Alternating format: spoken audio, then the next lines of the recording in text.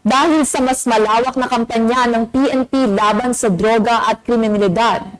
Arestado ang isang most wanted person na sangkot sa kalakaran ng ipinagbabawal na gamot sa ikinasang manhunt operation sa Quezon City.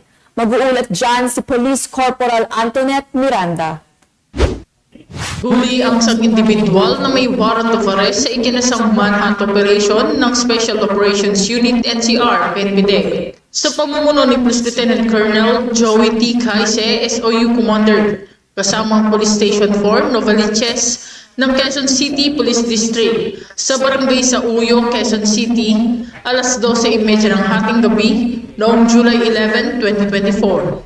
Sa bisa ng warrant of arrest na inisyu ni Honorable Judge Luis Zenon Maseren ng RTC National Capital Judicial Region, Branch 218 ng Quezon City noong July 9, 2024. Huli ang isang 59 anyos na station-level most wanted person dahil sa kasong paglabag ng Republic Act 9165 o ang Comprehensive Dangerous Drugs Act of 2002.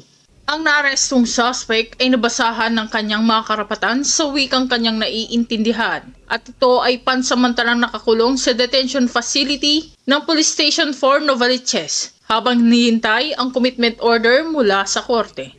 Ang operasyong ito ay naging matagumpay dahil sa mahusay na koordinasyon at pagtutulungan ng ating mga kapulisan. Ang kanilang determinasyon at dedikasyon ay nagbibigay daan sa tagumpay ng pagtugis at pag-aresto sa mga individual na sangkot sa iligal na droga.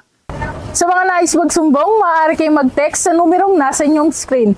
Dahil dito sa Bagong Pilipinas, ang gusto ng pulis, ligtas ka. Mula sa tanggapan ng PNP Drug Enforcement Group, ako ang inyong PNN Correspondent, Police Corporal Antoinette D. Miranda, alagad ng batas, tagataguyod ng Balitang Pulis.